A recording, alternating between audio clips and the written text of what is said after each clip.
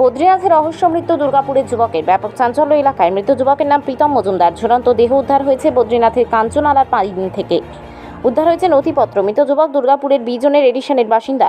সূত্রের খবর, প্রীতম মজুমদার এডিশনে মামার বাড়িতেই থাকতো। সেখান থেকেই 4 তারিখ চাকরির বিষয়ে কথা বলতে যাচ্ছে বলে কলকাতা যাওয়ার নাম করে বেরিয়েছিল। চলতি মাসের 11 তারিখ মামার সাথে শেষ কথা হয়। তারপর থেকে যোগাযোগ করা সম্ভব হয়নি। 13 তারিখ উত্তরাখণ্ড পুলিশের কাছে খবর আসে প্রীতমের মৃত্যু হয়েছে উত্তরাখণ্ডের বদ্রীনাথের কাঞ্চননালার পাইন বন থেকে। পাইন গাছ থেকে তার ঝুলন্ত দেহ উদ্ধার হয়। এই খবর দুর্গাপুরে আসতেই শোরগোল পড়ে যায় এলাকায়। মামা অতনু দাসের দাবি, আমাদের কাছেই থাকতো প্রীতম। সে 4 তারিখ কলকাতায় গেছিল, কোনো চাকরির বিষয়ে কথা বলতে যাচ্ছে বলেছিল। 11 তারিখ ওর সাথে শেষ কথা হয়। 12 তারিখ থেকে আর কোনো যোগাযোগ করা সম্ভব হচ্ছিল না।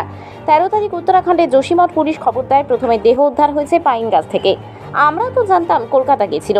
এখন আমি যাচ্ছি যোশীমঠ, সেখানে গেলেই মৃত্যুর আসল কারণ জানতে পারবো। ঘটনার কথা শুনে বাড়ির সামনে ভিড় জমেছে স্থানীয়দের। এখনো পর্যন্ত তো সেরকম কিছু আমাদের কাছে ক্লিয়ার নেই। ওখানে অ্যাকচুয়ালি ওনারা যেতে বলেছেন, তো এখনো পর্যন্ত ওনার পোস্টমর্টম এখনো হয়নি। পরে আমার গেলে তারপর আজকে আমি আজকে বেরিয়ে যাচ্ছি। মোটামুটি আমার পৌঁছাতে কালকে হবে, কালকে তারপরে বুঝতে পারবো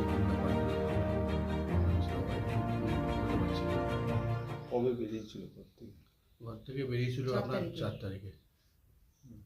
রবিবার ছিল না, এদিকে 4 তারিখ সামনে ছিল। বেরিয়েছিল 4 তারিখে। তারপর তো মায়ের মানে খবর কোথায় যাবে বলে উত্তরাখণ্ডে না, তো অ্যাকচুয়ালি তো বেরিয়েছিল তো কলকাতা যাবে বলে, তো সেখান থেকে তো আমি ও চাকরি ব্যাপারে বেরিয়েছিল। তারপর তো সেভাবে কথা হয়েছিল, লাস্ট আমাদের কথা হয়েছিল মনে হয়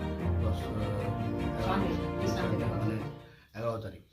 11 থেকে লাস্ট কথা হয়েছে। তারপর পর থেকে আমরা 12 তারিখ থেকে ওখানে কোনো ট্রেস পাই না। ঠিক আছে, মানে পুরো 12 তারিখটা কোনো ট্রেস পাই না। 13 তারিখে গিয়ে আমাদের ভোরবেলা গিয়ে খবরটা পাই।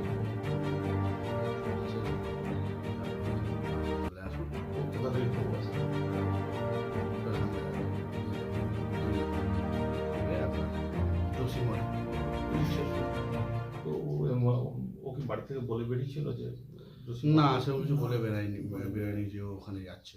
আমার জামা কাপড় কিছু নিয়ে যায় না, কিছুই নিয়ে যায়নি। আমাদের জানি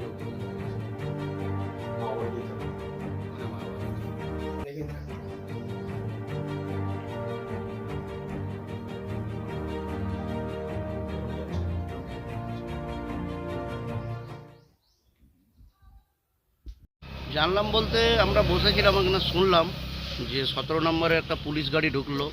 ঠিক আছে, তো হঠাৎ করে পুলিশ গাড়ি ঢুকলো, সেই হিসাবে এলাম। ঠিক আছে, সেই হিসাবে এসে খবর পেলাম যে 17:37-এ একটা ছেলে থাকতো প্রীতম বলে। ঠিক আছে, ছেলেটা আমাদের এখানকার না হলেও অন্য জায়গা থেকে এসছে, কোয়ার্টার কিনেছে বা ভাড়াতে। ঠিক আছে, এসে শুনলাম যে ও নাকি উত্তরাখণ্ডের ওইখানে কোনো গাছের ওখানে হ্যাঙ্গিং পাওয়া গেছে বডি। সেই শুনেই আমরা এলাম, কারণ ছেলেটার সঙ্গে আমাদের 2-4 বার মিশেছি। ঠিক আছে, ঠাকুর ভক্ত ছেলে। ঠিক আছে, আমাদের বাবা মন্দিরেও অনেকবার গেছে। এখানে এই বেল গাছের তলায় শিবের গাছেও আসতো। এই সকল ভেবেই আমরা ভাবছি হয়তো যে উত্তরাখণ্ডে ওই কেদারনাথে হয়তো গেছিলো। সেই হিসাবেই হয়তো এবারে সুইসাইড নিজে করেছে না কি হয়েছে সেটা তো কেউ জানে না, যেহেতু আমাদের এলাকার বাইরে হয়েছে। আমরা শুধু খবরটা পেয়েই এসেছি। সিটি সেন্টারে একটা কাজও করতো, শেয়ার ট্রেডিং ইয়েতে। ঠিক আছে, ছেলে হিসাবে এমনি কোনো ইয়ে নেই, ভালো ছেলে, অবশ্যই একদম ভালো ছেলে। কারোর সঙ্গে মিশতেও না, খারাপ রেপুটেশন পায়নি ওর, সেরকম মিশতোই না কোনো কারো। একটা জগ যেহেতু তাজা ছেলে, এরকমভাবে যদি চলে যায় সেটা ছানবিন করা দরকার। আমরা এইটুকু ছাড়া আর কিছু তো বলতে পারি না। 35-40 বছর না না, 27-28 বছর। হ্যাঁ, 28-29 বছর বয়স। দাদু দিদার কাছে তো হ্যাঁ, দাদু দিদার কাছে থাকে।